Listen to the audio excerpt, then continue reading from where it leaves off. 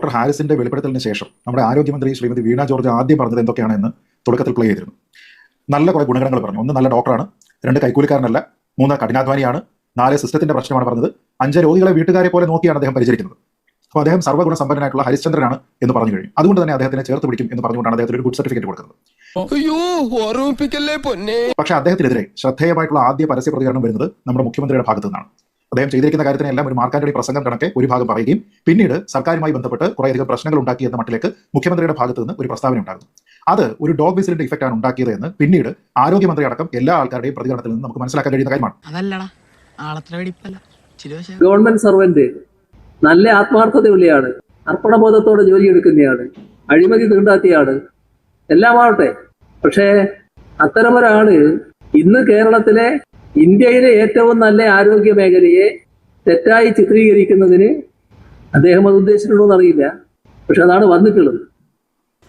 എന്നിട്ട് തൊട്ടു പിന്നാലെ പാർട്ടി സംസ്ഥാന സെക്രട്ടറി എം വി ഗോവിന്ദൻ പറഞ്ഞ വാക്ക് വിമർശന ഭാഷയിൽ തന്നെയാണ് പ്രതികരിച്ചത്. വിഷയം ചൂണ്ടിക്കാണിക്കണം കേട്ടോ. പ്രശ്നം ഉണ്ടായാൽ പരിഹരിക്കും. അതിന് പ്രശ്നമൊക്കെ ഉണ്ടാവും. നൂറുകണക്കിന് ആശുപത്രികളും മെഡിക്കൽ കോളേജ് ഉൾപ്പെടെയുള്ള നിരവധി സംവിധാനങ്ങളുള്ള ഒരു സംസ്ഥാനത്തിന്റെ അകത്ത് എവിടെയെങ്കിലും ചില പ്രശ്നങ്ങളൊന്നും ഉണ്ടാവില്ല എന്ന് പറയാൻ പറ്റില്ല. ഉണ്ടാവും. ഇതിന് വട്ടുണ്ടോ? സ്വകാര്യ ആശുപത്രിയിൽ പോയതുകൊണ്ട് മാത്രം ജീവൻ രക്ഷിച്ച നമ്മുടെ സാംസ്കാരിക ഫിഷറീസ് മന്ത്രി സജി ചെറിയാനും അത് ഏറ്റെടുത്തു. ഒരു ഡോക്ടർ ഒരു പിന്നെ ഫേസ്ബുക്കിൽ പോസ്റ്റ് അദ്ദേഹം നല്ല ഡോക്ടറൊക്കെ ആയിരിക്കും എന്ന് ഞാൻ പറയുന്നത്. ഇത്രയും നല്ല പ്രവർത്തനം നടക്കുന്ന ഒരു ആശുപത്രിയിൽ ചിലപ്പോൾ പനി കുറഞ്ഞു കാണും, ചിലപ്പോൾ എക്യുപ്മെന്റ്സിന് കുറവ് കാണും, ചിലപ്പോൾ മരുന്നിന് കുറവാണ്. ഇതൊന്നും ഞങ്ങൾ പറയുന്നില്ല. ആ ഡോക്ടർ ചെയ്തത് അദ്ദേഹത്തിന്റെ മാനസികാവസ്ഥ ചെയ്തത് എന്നുള്ള ശരിയാണെങ്കിൽ അത് ഇരിക്കുന്ന സ്ഥാനത്ത് ചോദിച്ചതല്ല ചെയ്തത്. എന്തോന്ന് അടവ് എവിടെ നിന്ന് കിട്ടിയോടോ ഈ ഉണ്ടാക്കണേ?